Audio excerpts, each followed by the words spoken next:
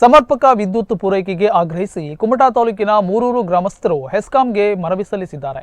ಕುಮಟಾ ತಾಲೂಕಿನ ಮೂರೂರು ಗ್ರಾಮಸ್ಥರು ಇತ್ತೀಚೆಗೆ ಪದೇ ಪದೇ ಬಂದು ಹೋಗುವ ವಿದ್ಯುತ್ ಸಮಸ್ಯೆಯಿಂದಾಗಿ ಬಸವಳಿದು ಹೋಗಿದ್ರು. ಈಗ ಕರೆಂಟ್ ಇದ್ರೆ ಇನ್ನೊಂದು ಕ್ಷಣದಲ್ಲಿ ಬರ್ತಾ ಇರಲಿಲ್ಲ. ಇದರಿಂದ ಇಲ್ಲಿನ ನಿವಾಸಿಗಳಿಗೆ ಕಣ್ಣಾಮುಚ್ಚಲೆ ಆಡುತ್ತಿದ್ದ ವಿದ್ಯುತ್ ಸಮಸ್ಯೆಯಿಂದ ಬೇಸತ್ತು ಕುಮಟಾದಲ್ಲಿ ಹೆಸ್ಕಾಂಗೆ ಮನವಿ ಸಲ್ಲಿಸಿದ್ದಾರೆ. ಅಂತ ಸಂದರ್ಭದಲ್ಲಿ ಯಾರ ಮೇಲೆ ಇದಲ್ಲ ಅಪವಾದ ಅಲ್ಲ. ಜೂನ್ದಿಂದಲೂ ನಮ್ಗೆ ಸರಿಯಾಗಿ ಸಪ್ಲೈ ಇಲ್ಲ. ಅದು ಬಡಾಳ್ ಲೈನಿಂದ ಪ್ರಾಬ್ಲಮ್. ಯಾರ ಬಗ್ಗೆ ನಮ್ದು ಅಬ್ಜೆಕ್ಷನ್ ಮಾಡೋದಿಲ್ಲ. ಸರಿ ಆದ್ರೆ ನಮ್ಗೆ ಕೆಲಸ ಮಾಡ್ಕೊಡಿ ಅಂತ ದಯವಿಟ್ಟು ನಿಮ್ಮ ಲಾಸ್ಟ್ ವೀಕ್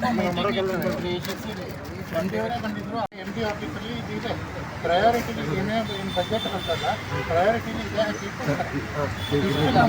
ಮೊನ್ನೆ ಸಿಸಿ ಮೀಟಿಂಗ್ ಸರ್ ನಮಗೆ ಮೊನ್ನೆ ಸಿಸಿ ಮೀಟಿಂಗ್ MD ಅವರು ಬಂದು ನಾವು ಹಿಂದೆ 2 ವರ್ಷ ಹಿಂದೆ ಮತ್ತೆ ಮನವಿ ಕೊಟ್ಟಿರ್ತೀವಿ. ಜನ ಎಷ್ಟು ಜನ ಬಂದಿದ್ದಾರೆ ಎಲ್ಲ ನಮಗೆ ತೊಂದರೆ ಆಗ್ತಾ ಇದೆ. ಪದೇ ಪದೇ ಬಂದು ಹೋಗುವ ವಿದ್ಯುತ್ನಿಂದಾಗಿ ನಮಗೆ ಇನ್ನಿಲ್ಲದ ತೊಂದರೆಯಾಗಿದೆ. ಇದಕ್ಕೆಲ್ಲ ಕಡ್ನೀರ್ ಲೈನ್ನಿಂದ ವಿದ್ಯುತ್ ಪೂರೈಕೆ ಮಾಡಿರುವುದೇ ಕಾರಣವಾಗಿದೆ. ಹೀಗಾಗಿ ಮೂರೂರು ಗ್ರಾಮ ಪಂಚಾಯತ್ ವ್ಯಾಪ್ತಿಗೆ ಕಡ್ನೀರ್ ಲೈನ್ ಬದಲು ಕುಮಟಾ ಲೈನ್ನಿಂದ ಸಮರ್ಪಕ ವಿದ್ಯುತ್ ಪೂರೈಕೆ ಮಾಡುವಂತೆ ಮನವಿಯಲ್ಲಿ ಆಗ್ರಹಿಸಿದ್ದಾರೆ.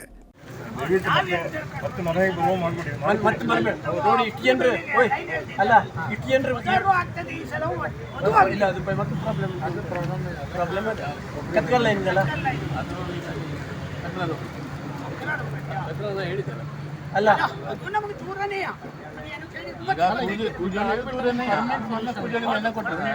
ನೋಡಿ ಸ್ವಲ್ಪ ನಿಮ್ಗೆ ಕರೆಂಟ್ ಇರ್ಬೇಕಾದ್ರೆ ಲೈನ್ ಕಟ್ಟಿಂಗ್ ಸರಿಯಾಗಿ ಮಾಡಿರ್ಬೇಕು. ಅಲ್ಲಿ ಪೂರ ಮರ ಎಲ್ಲ ಲೈನ್ ಮೇಲೆ ಬೀಳ್ತಿರ್ತದೆ. ಅದ್ರ ಬಗ್ಗೆ ಸ್ವಲ್ಪ ಕಾಳಜಿ ವಹಿಸಿ. ನಾ 2 ಬಾರಿ ಬಂದೋಗಿದ್ದೇನೆ ಇಲ್ಲಿ.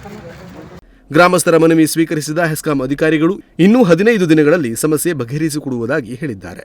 15 ದಿನಗಳಾದ ಬಳಿಕವೂ ಸಮಸ್ಯೆ ಬಗೆಹರಿಸದಿದ್ದರೆ ಮತ್ತೆ ಹೋರಾಟ ಮಾಡುವುದಾಗಿ ಗ್ರಾಮಸ್ಥರು ತಿಳಿಸಿದ್ದಾರೆ. ಈ ವೇಳೆ ಮೂರೂರು ಗ್ರಾಮ ಪಂಚಾಯತ್ ಅಧ್ಯಕ್ಷರು, ಸದಸ್ಯರು, ಗ್ರಾಮಸ್ಥರು ಹಾಜರಿದ್ದರು. ವಿಶ್ವ ನುಡಿಸಿರಿ ನ್ಯೂಸ್, ಕುಮಟಾ.